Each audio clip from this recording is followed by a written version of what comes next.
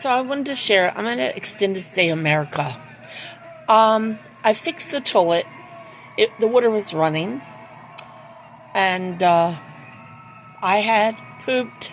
It overflowed on me. So I had to pick up the poop and clean that mess up. And it took me a few days to fix the toilet. But I think the part needs replacing. Or the people who work here come in my room when I'm not here, which is illegal, and somebody turned off the water valve. That could be another possibility. Because I haven't messed with it because I don't want to break it. Then the door is not insulated, so I'm highly allergic to smoke. So smoke is coming here, and had bronchitis really bad. And it just made me sicker. And then somebody upstairs was smoking. So I smelled cigar, I smelled pipe, and I smelled cigarettes, all of them. And I complained. And I don't know if they did anything. But I already told them I'm highly allergic to smoke. So I had to shut the bathroom door, I duct taped the bottom, and I keep the fan on, and it's connected to the light, that switch. So the light and fan are on. Then the tub wouldn't drain. So I finally found this big ball of crap. So I took that out. Now the tub's draining. I mean, there's so many things that are issues here. And I don't mind fixing it. But when I tried to get a discount from the manager, he ignored me. So I had called the 800 number or whatever it is, and they said I needed to talk to guest relations. And I did it because I gave him a chance. And I said, I think with all the work I've done, and I cleaned my own room, and I said, I think that I deserve some discount. I mean, I'm on disability. I'm 67. I don't make much money. I don't bring much money in. And they charge a lot here. For 7 days, I pay over $500 and some dollars. And that's expensive for me because I'm not working. So, the guest relations apparently gave me a discount, but did not tell me, which is not nice either. So I had went to pay, and I had another complaint because the manager said he would up the rent in the summer. Now I had extended my stay until the end of June. So I'm thinking, why are you upping it? And then he's like, I don't have that on the record. So I'm thinking, well, that's nice. People are not communicating. Oh my God. If it's not one thing, it's another. Okay, maybe he can't keep up. I don't know. Today he tells me, or yesterday, he tells me he has to get other properties that he's managing. Now, I feel sorry for him if he's having to do a lot at once. I don't know. He left early in the morning. I went to get breakfast, and he left. And I owe them money, and the amount he told me did not make sense. Anyway, we'll see. I paid him some. I'm gonna pay him more. Probably today, or soon. And then, they've come to my room, and they knock on the door, and they don't even say who they are. So I told guest relations, they should announce, I'm maintenance, I'm the cleaning lady, I'm the manager, I'm the front desk. No, they don't do it. And I've had people open the door. Now, I am not dressed because it's hot in here. Even with the air conditioner, it's hot. So, I don't appreciate it. And they don't open it so far because I have it blocked. I've learned to keep it blocked because they just open the door on you. And I find that very rude and inconsiderate. So, it's just a little much for me. because, I mean, I don't have a husband here, but if I did, and I was making love or something, I don't care for people to see my private life. I mean, I like my privacy. And the manager retaliated. He was mad because I got a discount. And then he came in my room when I wasn't here. And then he tells me my room was unacceptable. I inspected your room. It's unacceptable. Well, I had been so deathly sick. I had high blood pressure, like 200/98. Like I could have a stroke or a heart attack. I was still sick from bronchitis. I had the flu. I mean, then the smoke's coming in. The smoke's coming from upstairs. And then he complained. And then I have numbness in my hands. I'm 67. You know, I can't do what I did when I was young. But I get to it. So I reorganize everything. But this manager, I told him, you don't just walk in somebody's room. And I told guest services, look, I know the law. He needs to give everybody, if he's going to re-inspect rooms, give everybody here a notice. No. One day I went to pay. I need to talk to you. I said, okay. Come over here. It's more private. I said, I don't have anything to hide. You can speak in front of everyone. There was nobody there. But he's bringing me to the side where you're supposed to eat, which they weren't even using it. But now they're letting people. I mean, I don't know if anybody's going in there.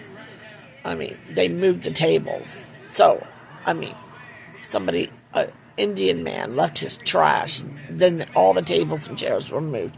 Now there's sofas in there. I mean, for a long time. The light was off, and there was a cone there, like you couldn't go in there.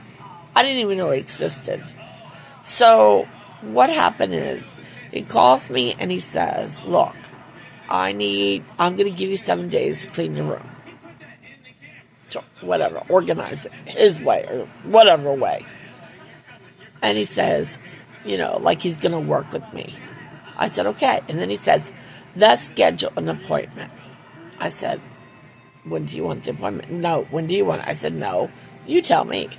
So that was a Friday. He says Monday. So I said, okay. I just said, okay. I hadn't read the letter.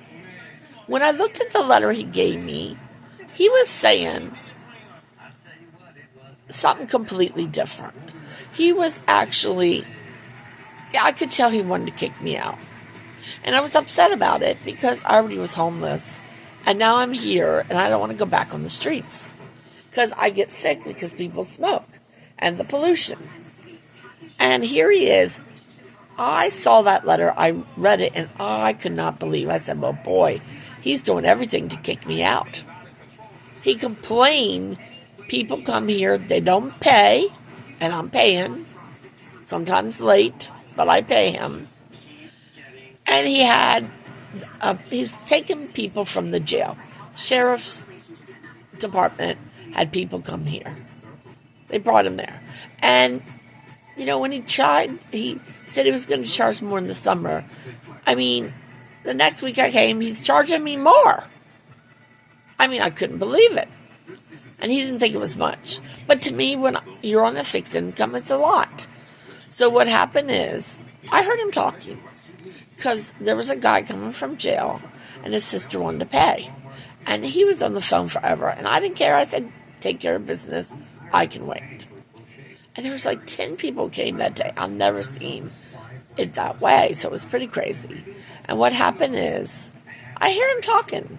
I hear him saying, I've had people come here, the homeless, they don't pay, they leave the room in a mess, I lost lots of money. I hear him saying, I've had other people come here, they don't pay. I mean, I see the shopping carts. I know homeless people are here. I know the signs. Because what else do they have? You don't have a car, you don't have a home, you gotta carry your stuff. So anyway, that's when, after that is when he started charging me more rent. So I told guest relations, I said, I'm sick of this man. He charges me more because he screwed up or people didn't pay. And I said, that is not my fault. That is his decision, or maybe that's the law, that you cannot refuse people. I mean, it's been one thing after another. I've done more work in this room, just like when I stayed in the karate place, the building, because the people, I didn't know they were the renters. I thought they were owners let me in, so I wouldn't freeze to death.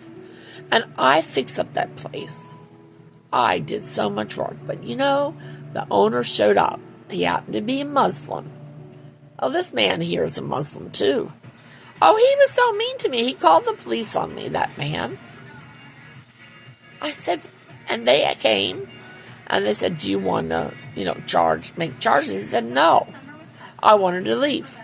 So he gave me an hour to clean up. That was another story. Anyway, let's get back to here. Extended Stay America. They can do better. Apparently their employees need to be trained. You don't open the door on people. That's rude. And you need to knock and say who you are. One day the manager came, and he's bending down. I didn't know it was him. And I'm on the phone with my girlfriend. This is funny, but not. And I said, hello, who is it? And he's like, the front desk. Okay, he should have said, I'm the manager. He says, it's the front desk. So I'm thinking he's someone else. And he's saying stuff, and I said, look, I know what I'm going to pay. I'm going to come, later today. And I said, is that manager gone? Because he doesn't know what he's doing. I didn't know I was talking to the damn manager, because he didn't say he was the manager. I mean, he should have said that, and I can't see him. He's bending down. I'm looking out the peephole, and I can't see him. So I said stuff about the manager, and he was the manager. And when he went to leave, I saw his face through the peephole. I said, oh my God, Terry, I just said the truth right to the manager's face through the door. Oh my God, we started laughing. I mean, look, he would have not heard that, but he knows I complain. I've probably called 7, 8, 9, 10 times. I'm not joking. Because he doesn't communicate. And even he locked the door. One day I had the door so I can get back in because I hadn't paid. And they won't give you access to the room. So if I had the door shut, I can't get back in. Well, the manager came. I was at the front desk. The guy said the manager was there. Do you want to see him? I said, no. I really don't care for him. He's not helpful. He's not cooperative. So what happened is, he took his time, this man, and I guess the manager slipped out. Yeah, I don't know how, because I don't know all that. But what happened is, when I came back to my room, and that guy took forever, he delayed everything on purpose. I guess delaying me so the manager could come shut my door. Yeah. So what happened is, I come back and I couldn't get in. I'm like, oh my God. So I asked the cleaning people, did you do it? And they said, no. I don't make them clean the room. I take care of it. I said, why? You have enough work. I can do this. Thus, I'm a very, very, very good in cleaning. Extreme. So anyway, I'll tell you, some of these things are just crazy. So anyway, he locked the door because I asked the two cleaners, did you touch my door? And they're like, no. I said, I didn't think so, but I needed to ask. And I said, could you let me in? They said, no, we'll lose our jobs. I said, oh, okay. They said, you have to go back to the front desk. So I just was there. So I start to go back, like 6 feet. Guess who's in front of my face? The manager. Oh my God, I could not believe it. Here's the manager. This, and I'm losing thought. I'm falling asleep here. I'm really tired. But, I look. There's ants here. They were here before I came. There's spiders. Beetles. I mean, you name it. I've seen the roly-polies. I mean, I don't have a problem with it. I don't kill bugs. I don't kill insects. I do not kill. I mean, sometimes, I haven't seen roaches, but roaches I don't like. Bed bugs I don't like. I mean, come on now. But otherwise I do not hurt anything because God created it for a reason, for a purpose. I mean, I won't tell him. I have not told them. Well, I think I did tell guest relations about it. I said, look, I don't want anyone coming here and spraying. I'm highly allergic to sprays. It's like, I almost had COPD, and I've never smoked. Yeah, that's pretty bad. So it's like, I can't take that stuff. My mom cleaned with Lysol. Oh, I can't take it. I mean, I can't take so many things because things my mom did. I just can't take, my body can't take it. And, anyway, it is what it is. And